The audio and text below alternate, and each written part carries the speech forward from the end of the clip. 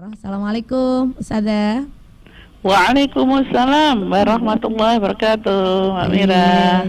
Ustazah, ini temanya menarik ini tentang manajemen masjid profesional untuk kesejahteraan umat ya Ustazah. Saya persilakan Ustazah untuk menyampaikan mukadimah terlebih dahulu. Seperti biasa nanti juga ada sesi tanya jawab bersama dengan para pendengar. Monggo silakan Ustazah. Terima kasih Mbak Mira dan seluruh pendengar Mutiara Pagi RRI Malang di mana saja berada. A'udzubillahi minasyaitonirrajim. Bismillahirrahmanirrahim. Alhamdulillahilladzi arsala rasulahu bil huda wa dinil haq liyudhhirahu 'ala dini kullih walau karihal musyrikun. Allahumma shalli wa sallim ala Muhammadin wa ala alihi wa ashabi wa sallim ajma'in. Ya ayyuhalladzina amanu taqullaha haqqa tuqatih wa la tamutunna illa wa antum muslimun. Sadaqallahul adzim. Alhamdulillah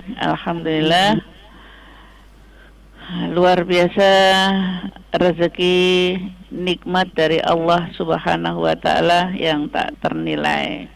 Pagi hari ini berupa nikmat iman, indahnya berislam. Fa insyaallah semoga saja semuanya diparingi sehat walafiat, sehat jasmani dan rohani. Kalau toh ada yang diuji oleh Allah dengan sakit, semoga saja sakitnya menjadi penghapus dosa dan segera diberi kesembuhan oleh Allah Subhanahu wa taala. Dengan terus hati tidak pernah kosong dari dzikrullah katsira dan lisan tidak pernah kering dari menyebut asma Allah, maka itulah insyaallah orang-orang yang dipilih oleh Allah Subhanahu wa taala yang berakhir husnul khotimah. Amin. Allahumma amin. Salawat salam senantiasa terlimpah kepada Rasulullah Nabi Muhammad sallallahu alaihi wasallam yang telah membimbing kita, menuntun kita dari kegelapan menuju jalan keridhaan Allah Subhanahu wa taala, dinul Islam. Dan siapapun dari kita-kita yang istiqomah menjalankan syariat dan sunnah, maka itulah yang nanti akan mendapatkan syafaat yaumul kiamah nanti. Para pendengar sekalian, betapa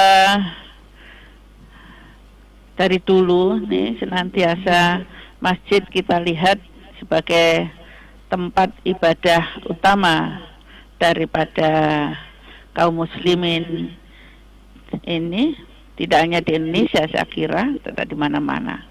Ini adalah terus dikembangkan.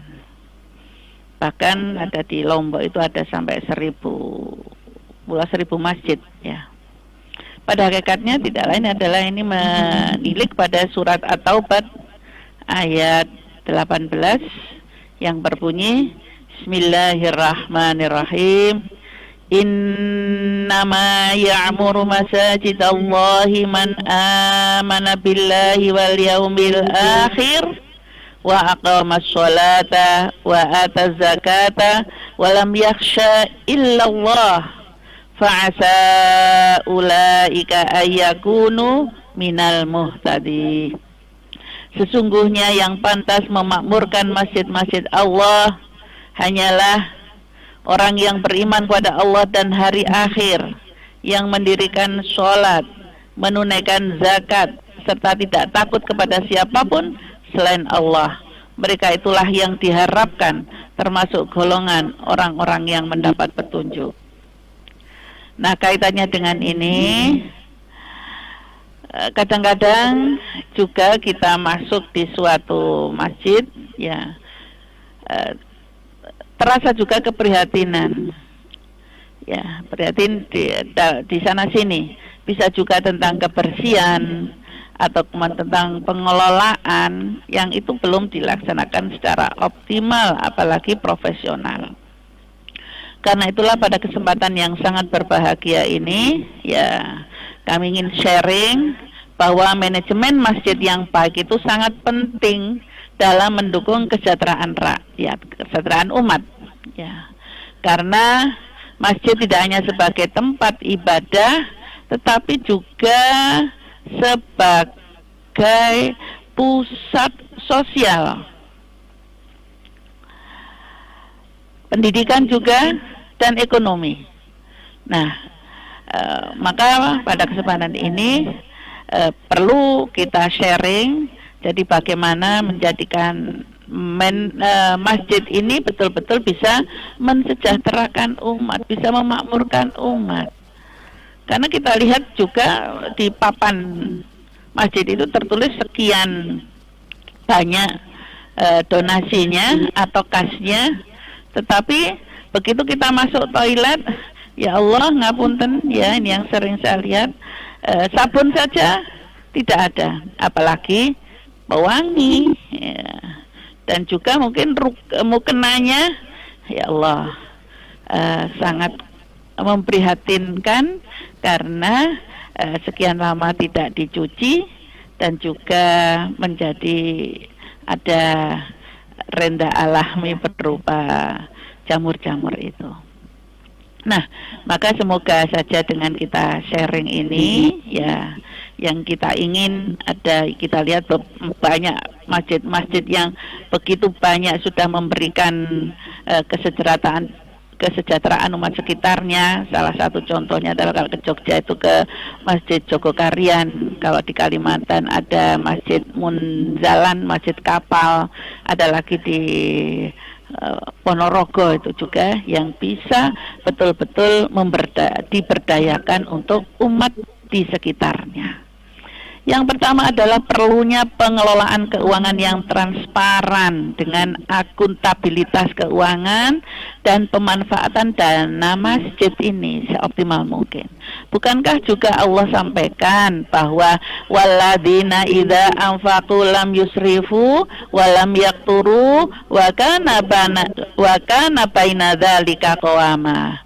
Dan orang-orang yang apabila berinfak tidak berlebihan dan tidak pula kikir, adalah pertengahan di antara keduanya. Nah, dalam hal ini adalah bagaimana akuntabilitas keuangan yang ada di masjid itu betul-betul tidak terlalu kikir memang untuk kesejahteraan dan lingkungan sekitarnya.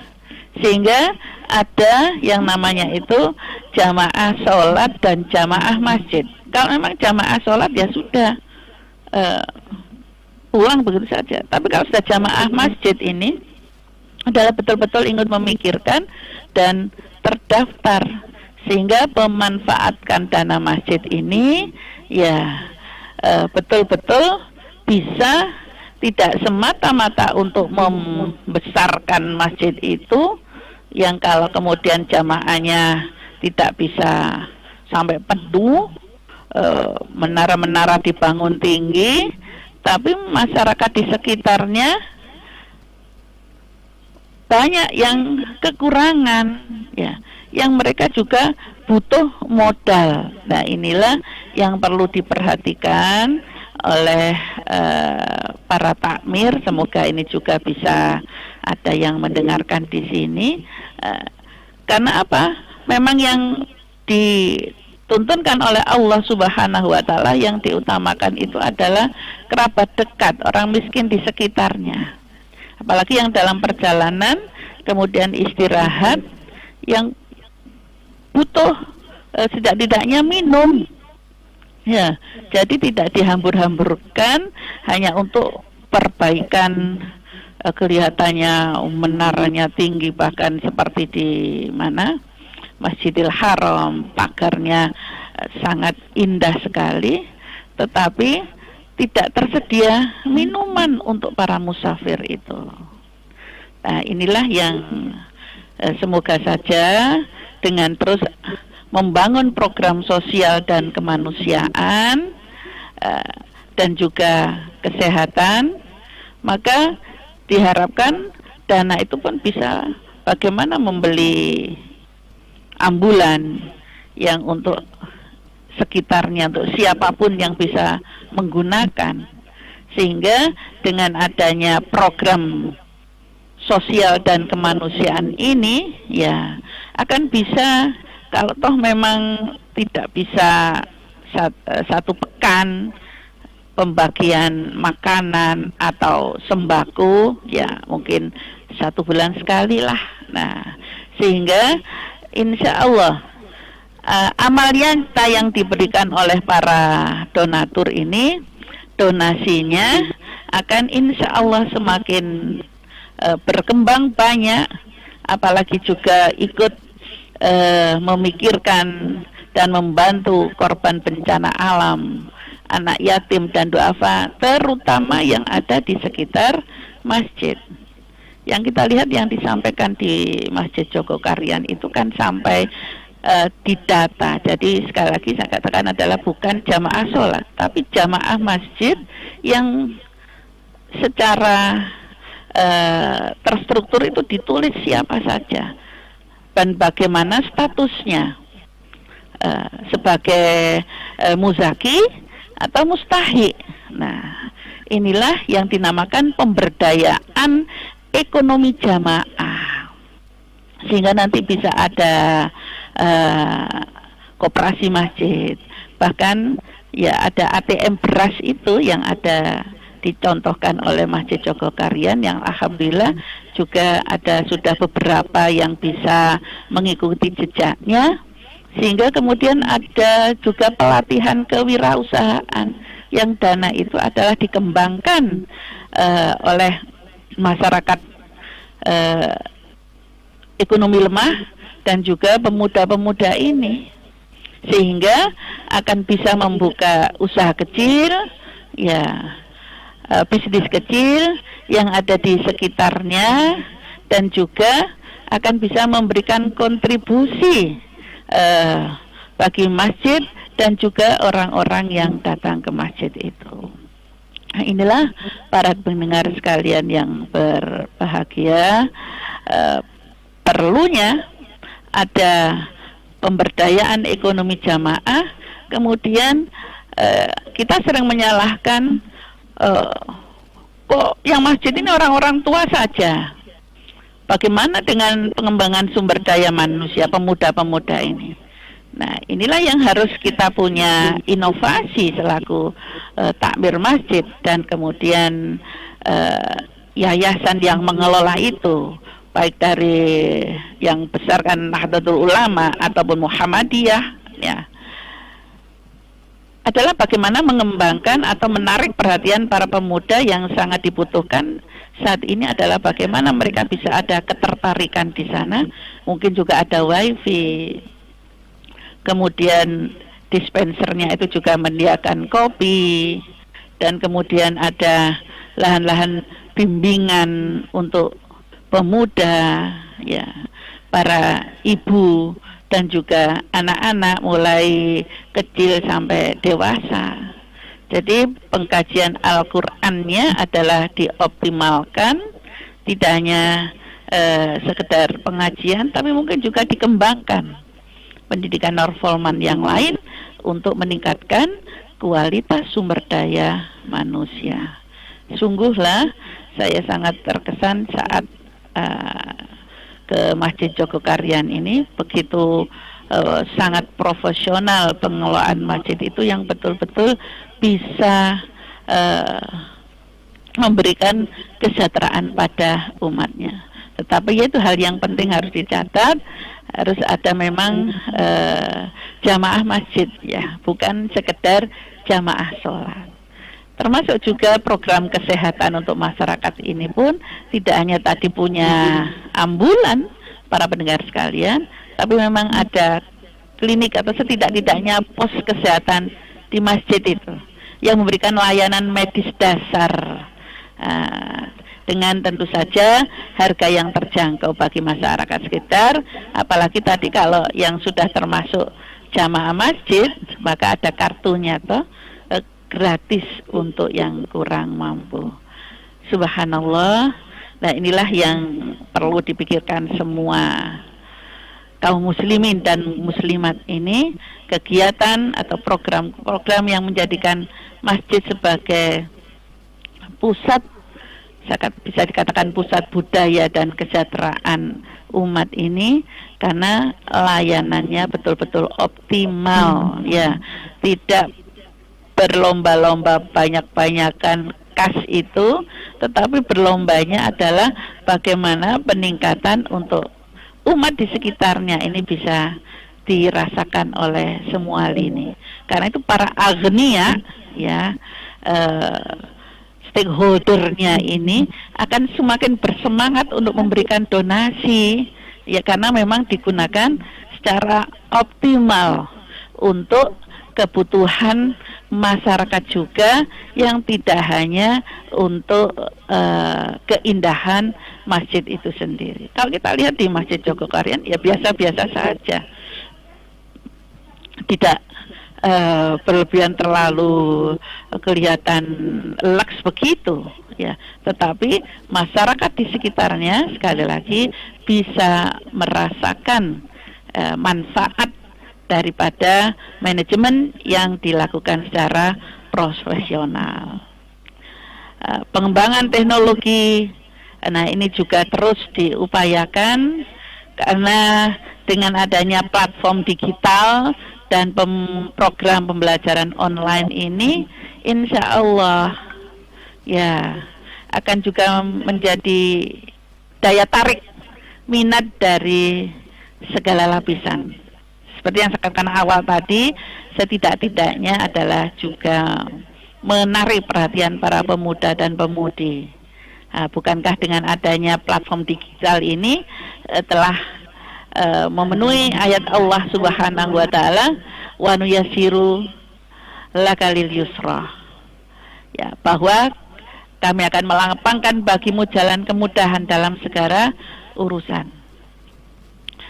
Dan yang tidak kalah pentingnya adalah pengelolaan lingkungan yang ramah dan berkelanjutan, ya. Sehingga dengan adanya tadi, terutama yang diupayakan ini, toilet ini adalah sebersih-bersihnya tempat, karena sebagai salah satu syarat sahnya sholat ini adalah bersihnya ini, ya, bersihnya jasmani dan juga bersihnya rohani ini adalah diawali dari toilet tadi. Kemudian diikuti mungkin kebunnya, ada tamannya, lingkungan yang sehat, ya, penghijauan, pengelolaan itu, sehingga akan sudah memenuhi perintah Allah Subhanahu wa taala, wala tufsidu fil ardi ba'da islahiha wad'uhu khaufa wa tama'ah, inna rahmatallahi qaribum minal muhsinin. Di surat Al-A'raf ayat 56 itu, bahwa janganlah kamu berbuat kerusakan di bumi ini setelah diatur dengan baik. Berdoalah kepadanya dengan rasa takut dan penuh harap. Sesungguhnya rahmat Allah sangat dekat dengan orang-orang yang berbuat baik. Para pendengar sekalian yang berbahagia, Mbak Mira, satu hal lagi adalah bagaimana mengoptimalkan manajemen yang profesional ini adalah tentu saja perlunya membangun kerjasama dengan pihak lain, kolaborasi dengan pemerintah dan lembaga sosial, sehingga nanti penyuluhan dan pemberdayaan perempuan dan anak ini adalah termasuk program khusus. Ada, bisa dikatakan ada kelas untuk pelatihan khusus perempuan dan anak, ya, keterampilan yang bisa meningkatkan taraf kehidupan dalam keluarga, sehingga nanti bisa tercapai keluarga yang lebih baik secara keseluruhan. Para pendengar sekalian yang berbahagia, nah, sedangkan infrastruktur masjid ini adalah juga perlu untuk mendukung kenyamanan umat. Namun demikian, ya, yang diutamakan menurut hemat kami adalah fungsi masjid ini yang betul-betul bisa tidak semata-mata nyaman di dalam beribadah dan menghambakan diri kepada Allah Subhanahu wa taala. Nah, kenyamanan ini karena memang lingkungannya bersih, para takmirnya juga ramah, hal-hal yang kita membutuhkan atau kekurangan itu tersedia.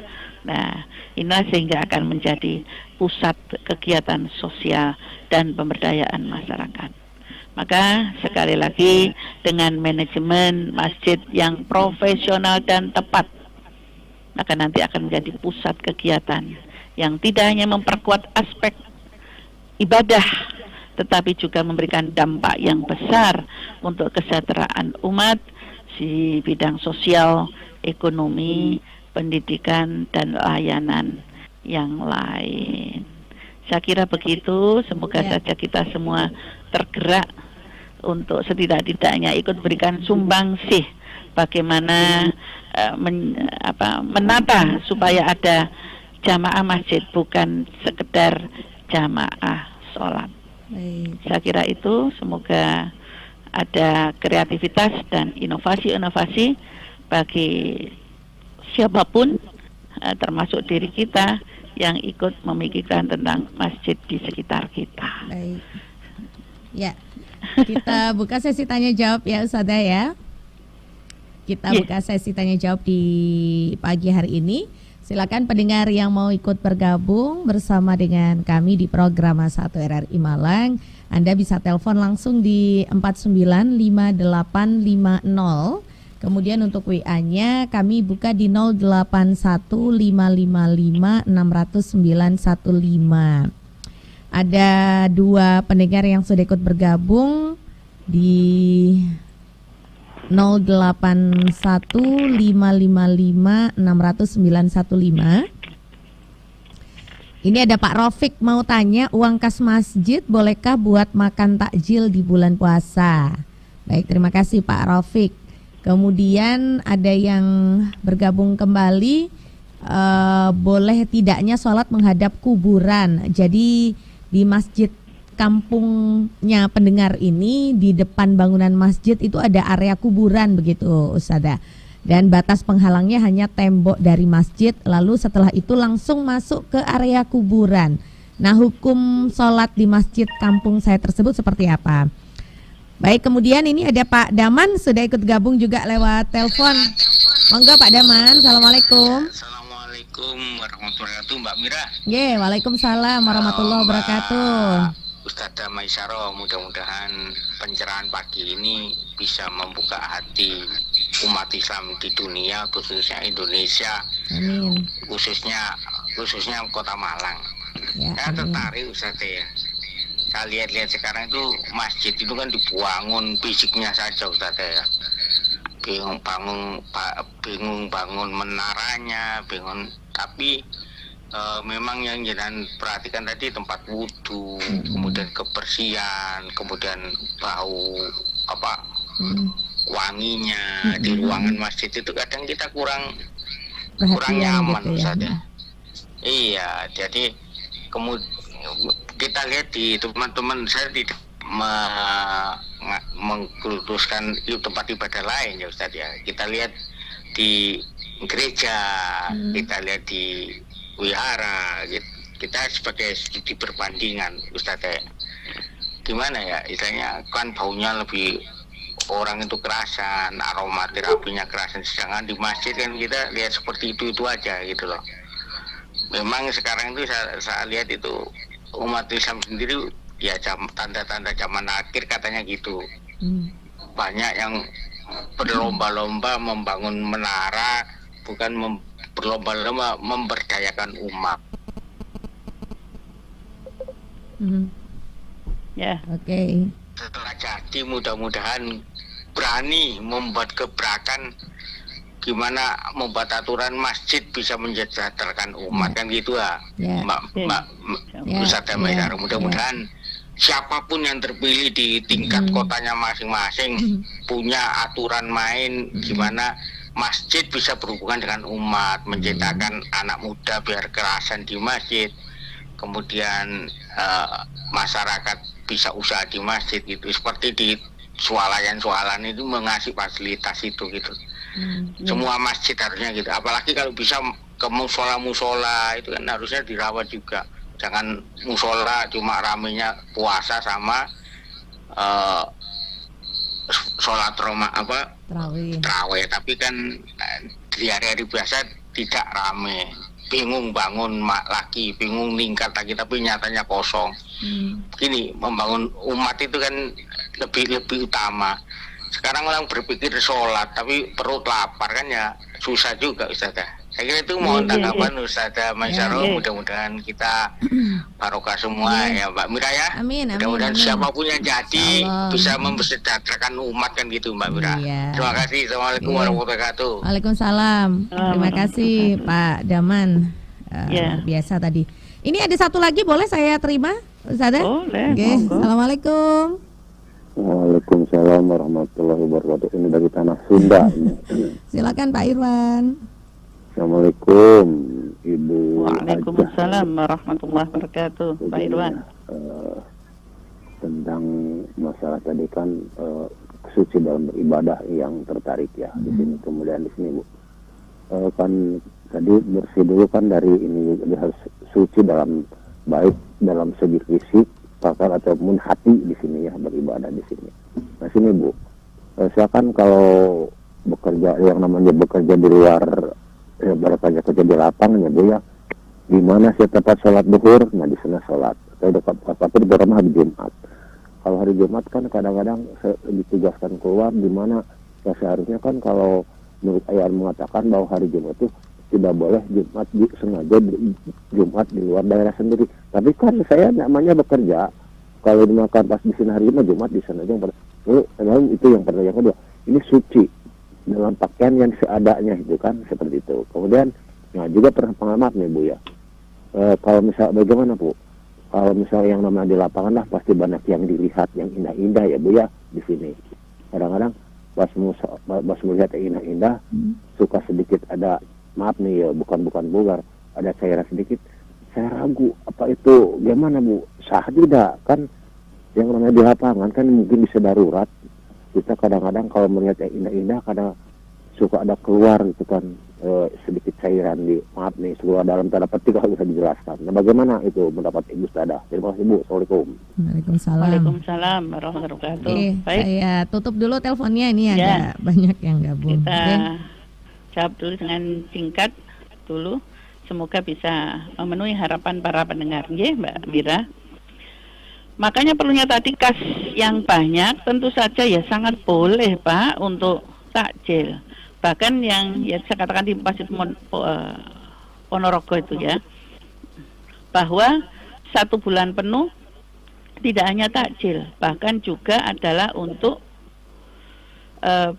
sahur. Nah ini secara penuh. Dan ada hal-hal lain. Nah, itulah yang dimaksudkan tadi, memang kas ini kan bisa digunakan untuk kesejahteraan dan kemakmuran masyarakat sekitarnya. Jangankan itu, ya jangankan untuk takjil, maka untuk pemberian sembako dan dibagikan, dan juga untuk memberikan dana untuk UKM di sekitarnya, sangat boleh. Nah itulah yang percontohan yang saya sampaikan awal tadi, yang diberi contoh oleh Masjid Jogokarian itu, yang dilakukan seperti itu.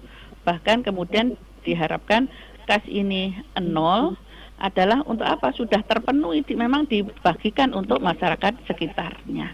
Tidak hanya sekian, bahkan ada yang miliaran, tetapi masih belum peduli dengan masyarakat sekitarnya. Dan ini nun sewu, kami takut kalau itu menjadi kedoliman ya, karena menjadi tidak hanya bukan israf, tidak berlebih-lebihan, tapi termasuk adalah yang kikir untuk dikembalikan kepada umat. Seperti itu ya Pak ya. Sedangkan kalau masjid menghadap makam, asalkan kan tadi sudah ada batasnya. Kalau kita lihat di Masjid Nabawi, kan sekitarnya di situ ada makam Rasulullah, tapi kan ada juga batasnya. Nah, ini adalah boleh saja sholat di situ, apalagi sudah ada batas temboknya. Jadi jangan ragu-ragu. Yang penting niatan kita kan karena Allah, bukan menyolati kuburan itu. Cuma saja tempatnya dempet dengan kuburan dan sudah ada batasnya. Lanjut saja, ya.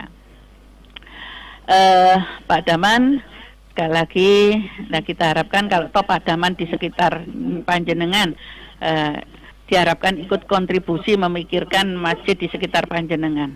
Beri arahan masukan-masukan yang hikmah dan bijak, contoh-contoh yang saya sampaikan tadi, sampai kalau Masjid Munzalan itu dananya adalah juga untuk ghorim, orang yang banyak hutang, orang yang tidak punya lapangan pekerjaan. Jadi semakin banyak itu donasinya, ya, karena memang jelas-jelas adalah dikembalikan lagi untuk kemakmuran dan kesejahteraan masyarakat. Ya, dan juga mungkin ada masjid-masjid lain. Yang kita lihat kalau di Masjid Blitar Ar-Rahmah itu adalah lingkungannya yang betul-betul seperti di Mekah dan Madinah. Kebersihannya luar biasa. Mukena bagi kami perempuan yang dipakai sekali saja sudah harus ada tempat khusus, nanti akan dicuci lagi. Tentang harum daunnya luar biasa. Cuma kami belum mendengar kalau di Masjid Rahmah Blitar itu apakah juga sudah memberikan kontribusi untuk sekitarnya, ya. Karena ini pendiriannya adalah utama dari donatur utama, tapi alhamdulillah dari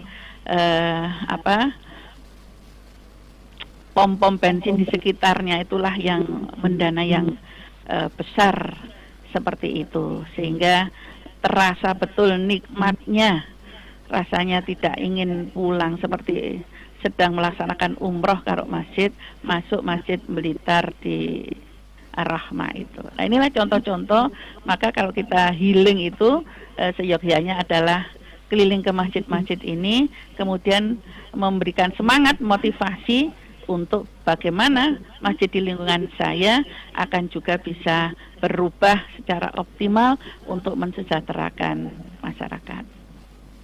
Pak Irwan, ya tentu saja memang kesucian lahir batin harus tetap terjaga. Ya, setidak-tidaknya wudunya harus sempurna. Tentang pakaian ini, ya asalkan ya walaupun di lapangan tidak sampai kemudian terkena najis, maka bisa tetap dipakai, ya.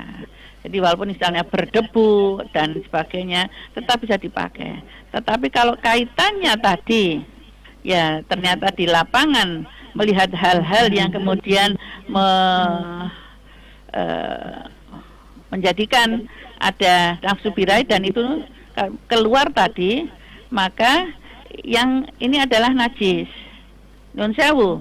Jadi CD-nya tidak bisa dipakai dan tidak perlu mandi besar, cuma harus dicuci atau tidak dipakai. Seperti itu, ya. Dimanapun kalau kemudian keluar karena melihat sesuatu yang indah, bahwa itu yang namanya madhi, ya. Dan itu adalah madhi itu najis, beda dengan mani. Kalau memang keluarnya karena bermimpi ataupun berhubungan, tidak najis tetapi wajib mandi besar. Saya kira begitu Pak Irwan, semoga bisa difahami dan baik, bisa terus meningkatkan ibadah kita kepada Allah Subhanahu wa taala. Ada pendengar bergabung. Assalamualaikum. Waalaikumsalam warahmatullahi wabarakatuh, Mbak Mira. Mas Faris, silakan Mas Faris, mau nanya apa ini? Mau nanya ke Ustazah ya. Ini kan saya kadang sering kali kalau setiap sholat Jumat ya Mbak Mira ya, itu kalau ke masjid, kalau di Batu sini itu kan saya paling dekatnya di Masjid An-Nur ya Mbak Mira ya. Itu kok setiap pakai sandal bagus itu sering kali hilang. Tapi kalau pakai sandal yang lama, sandal jepit yang yang nggak terlalu baru lah ya, pokoknya sandal jepit lama gitu, itu malah nggak hilang. Itu sampai disarankan ibu saya, wes pejengnya sandal api, wes trauma soalnya 2 kali Mbak Mira kejadiannya. Pertama saya sholat di Masjid At-Taqwa juga gitu, hilang. tahu-tahu dicari sudah nggak ketemu gitu. Terus yang kedua kakak saya ini yang terakhir kali kemarin itu juga gitu sempat hilang. Nah ini saya minta sarannya ke Bu Ustazah gimana, apa bener atau harus pakai sandal yang jelek gitu, soalnya kalau pakai sandal biasa malah nggak hilang. Terima kasih Mbak Mira. Assalamualaikum. Waalaikumsalam warahmatullahi wabarakatuh. Ya inilah menggugah masjid-masjid supaya salah satunya adalah bagaimana kenyamanan para jamaah ini bisa terasa, yaitu adanya tempat-tempat sandal yang terkunci, ya ada kuncinya kemudian diberikan. Karena itu karena merasa aman, maka kan infaknya memasukkan kotaknya bisa bertambah, ya seperti itu. Lah tetapi kalau pinginnya memang ke masjid itu yang indah-indah, yang baik-baik, ya ini nggak bisa sandal kok ya.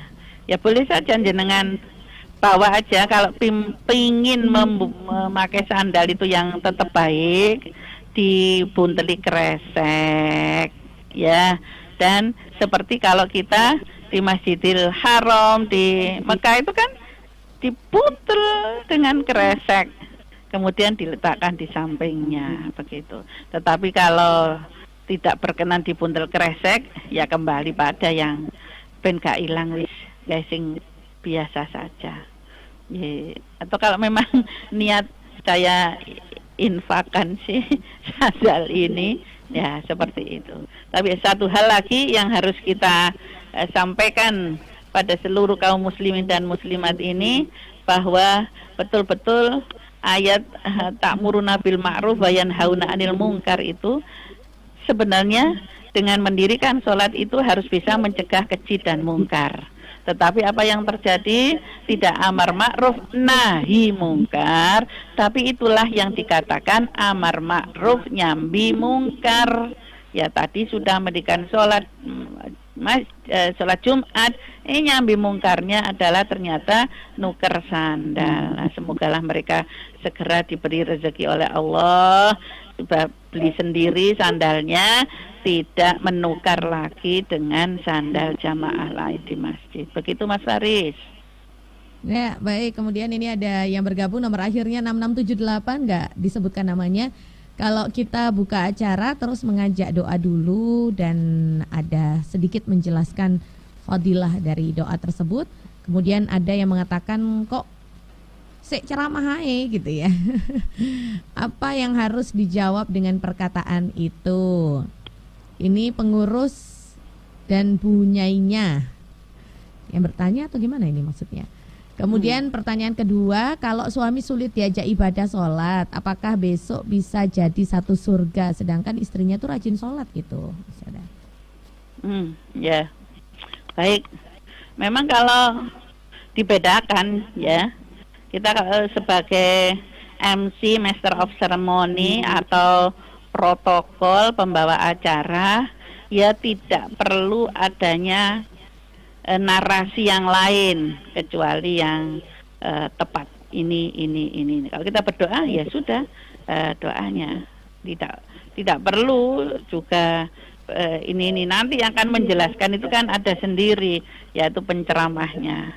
Jadi di akhir boleh kalau nambah begini, nanti mohon Nyai atau Pak Yai dijelaskan ya fadilah dari doa itu, gitu kita sampaikan itu boleh. Tapi kalau kita yang menyampaikan memang bukan ranahnya selaku MC itu setiap dijabarkan, habis ada memberi sambutan dijabarkan, lagi nanti dijabarkan, tidak perlu ya. Itu namanya menghabiskan waktu untuk itu, dan juga bukan ranahnya ya dalam per-MC-an itu. Nah, kalau ingin tahu belajar, silakan ikut di RRI ya Mbak Mira ya. Masih ada mungkin ini pelatihan MC yang dulu di Pandegani dulu yarhamum, semoga diampuni Allah, Mas Ali Sukamto ini ya. Suami yang sulit ya, sekali lagi untuk surga dan neraka ya, ini adalah pribadi masing-masing. yang kita harapkan memang Rabbana hablana min azwajina wa dzurriyyatina qurrata a'yun waj'alna lil muttaqina imama, adalah bisa bersama-sama menjadi suami istri yang bahagia di dunia dan di akhirat. Tetapi kalau kenyataannya memang salah satu sayapnya tidak bisa sesuai, bahkan kemudian zalim, maka ya salah satu yang diangkat siapa yang memang betul-betul taat kepada Allah. Kalau yang taat sang istri, ya istrinya yang mendapatkan balasan kebaikan. Kalau yang taat suaminya, ya yang mendapatkan kebaikan adalah suaminya. Ya sudah dicontohkan begitu kan ya. Nabi Nuh ternyata istrinya kafir. Nabi Lut juga istrinya kafir. Sedangkan yang Aisyah ya solehah, suaminya Fir'aun kafir, tidak bisa ya. Cuma saja kalau dua-duanya tetap beriman kepada Allah Subhanahu wa taala, ya contohnya Rasulullah menjadi suami istri di dunia dan di akhirat. Begitu Bunda hamba Allah ya. Baik. Oke, sudah ada yang kembali bergabung. Ini lewat WA di 081 555 60915. Ini ada pertanyaan dari pendengar. Sebentar, ada ini ada yang bertanya, Pak Denny, ini bagaimana cara melembutkan hati yang keras dan mudah tersakiti kalau melihat kezaliman dan pengen segera membalasnya. Contohnya, seringkali bahkan dari kalangan kita sendiri dengan tidak peduli menggunakan alas kakinya, menginjak-injak sendal dan sepatu saudaranya ketika keluar dari masjid. Kesel sekali ya hati ini melihatnya, pengen rasanya menginjak sepatu yang bersangkutan biar dia tuh merasakan juga gitu ya. Jadi kayak balas dendam ini ya. Nah itu kayak gitu gimana, Sada? Udah. Ya kita kalahi dulu, kita berbuat kebaikan dulu. Jangan melihat kejelekannya dulu. Seberapa kita sudah berbuat baik. Nah, kalau pagi-pagi salat subuh, ya saya berangkat itu, saya masuk itu saya ikut nata sandal yang arahnya bisa langsung pulangnya dipakai dibalik itu Mbak ya. Nah itu kita sudah berbuat baik dulu, sehingga karena sudah tertata baik maka nanti tidak terinjak-injak. Itu sudah kita lakukan belum? Ya jadi yang mampu kita bisa, setidaknya yang dekat dengan kita ikut menata sebelum sholat Jumat dimulai ditata. Nanti akan yang belakangnya akan ikut menata. Jadi menata sandalnya adalah ke arah nanti kita turun langsung dibalik ya seperti itu. Maka kalau toh ternyata ada orang yang mulai seperti itu, ya jangan mangkel, jangan jengkel, orangnya enak-enak kita mangkel. Pak Denny, kita doakan Robbana firlana wali ikhwanina ladina sabaquna bil iman wala taj'al fi qulubina ghillal lil ladina amanu Robbana innaka raufur rahim. Untuk menghafalkannya dengan cek di surat 59 surat Al-Hasr ayat 10. Nah itu minta supaya kita tidak mangkel, didoakan ya Allah orang ini tidak ngerti toto kromo, semoga saja hatinya Kau dalam penguasaanmu, maka Engkaulah yang memberikan hikmah kepadanya supaya tahu tentang akhlak yang mulia. Ya, seperti itu Mas Denny ya, dicoba dulu, ditata, nanti ikut menata sandal. Insya Allah tidak akan turun derajat kita ataupun kita terhina ikut nata sandal ini, malah karena itu menjadi ladang amal soleh kita ya, sehingga enak nanti karena sandal tertata, orang wah siapa ini ya yang ikut menata, nanti yang lain akan bisa mengikuti jejak panjenengan. Baik. Saya kira begitu. Sampun sudah saya bacakan semua ini. Oh, sampun telas. Waktunya juga telas. Sudah selesai juga. Alhamdulillah.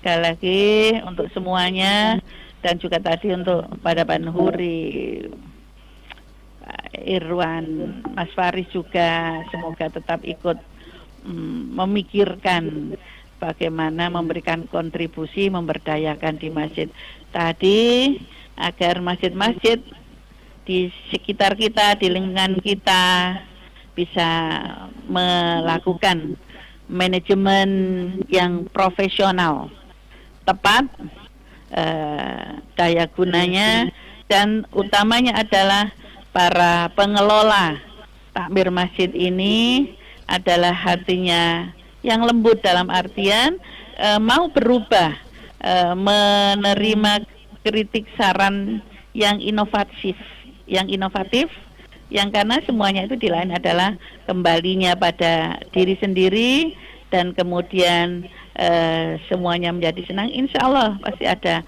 perubahan-perubahan kalau mau berubah. Kalau yang memang istilahnya kenceng tapi tidak bisa